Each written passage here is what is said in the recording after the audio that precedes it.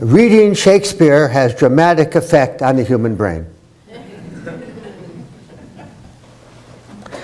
University of Liverpool professor has found that Shakespearean language excites positive brain activity, adding further drama to the bard's plays and poetry.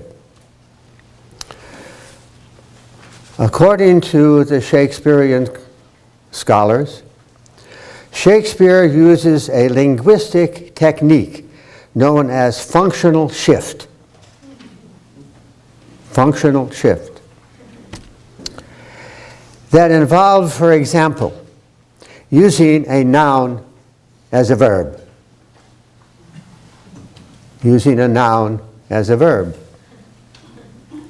Researchers found that this technique allows the brain to understand what a word means before it understands the function of the word within a sentence.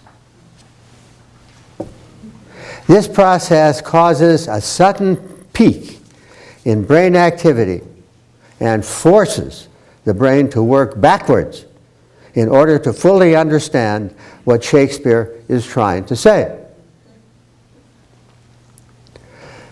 Shakespeare surprises the brain and catching it off guard in a manner that produces a sudden burst of activity, a sense of drama created out of the simplest things. So we have the Shakespearean technique of functional shifts that oftentimes uses a verb as a noun. Thus, after 500 years, we have a neurophysiologic rationale,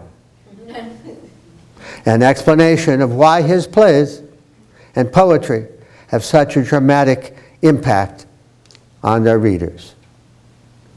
Now keep in mind Shakespeare's poetry, whether it's his sonnets or whether it's his plays.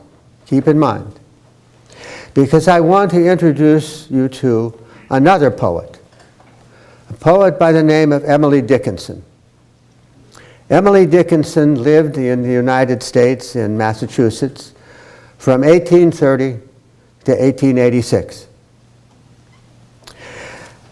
Her language and poetry is in some ways just the opposite of Shakespeare, because it has a very special elegance, amazing metaphors,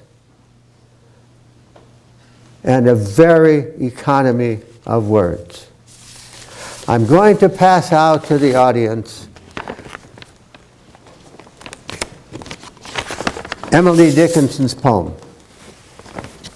She wrote 1,800 poems in her lifetime. Only a dozen were ever published in her lifetime. She was a recluse. In the later part of her life, she never left her bedroom except to eat dinner in the dining room. And so we'll give a few of these to this row, and a few of these to this row, and give some to Charlotte that she can pass out to some of the other people, and a few for this row, and a few over here. There should be enough to go around, I hope so. If not, you can share them.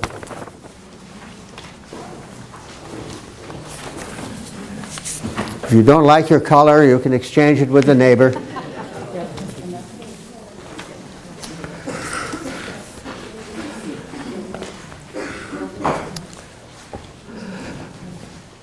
Now, this poem was written in the middle of the 19th century, around 1850 or so. And what Emily Dickinson said is what Glenn Doman said 100 years later. What I would like to do is to have a unison reading of this poem, that everybody read it together out loud, and to stop wherever the hyphens are, because that is Emily Dickinson's literary technique.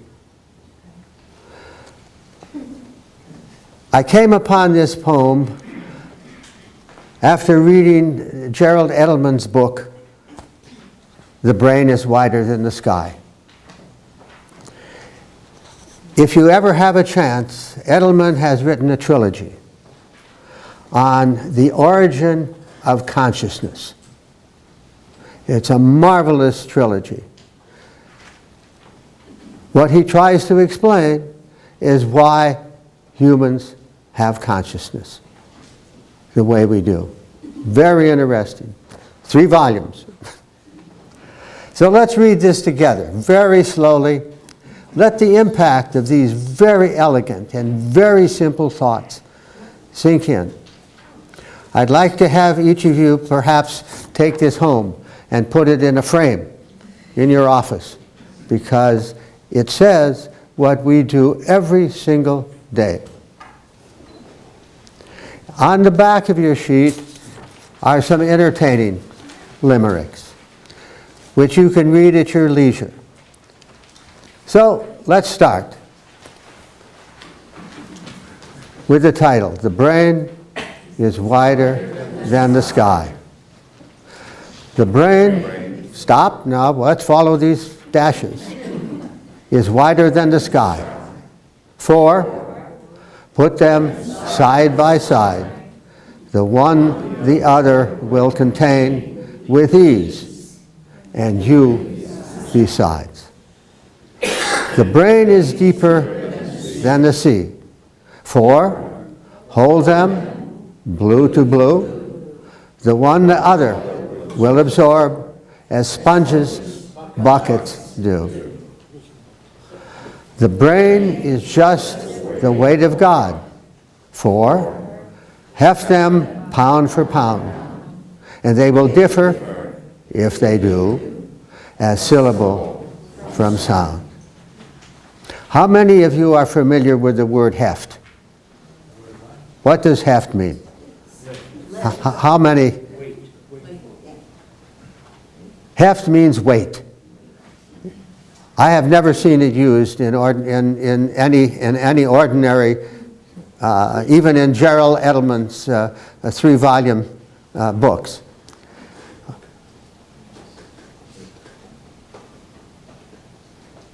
This poem, written, 150, 60, 70 years ago, amazing. Keep it in mind, because, as I said a moment ago, this is what we do every day.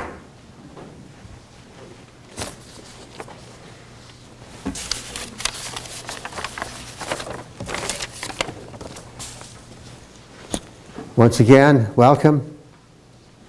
Enjoy the next few days.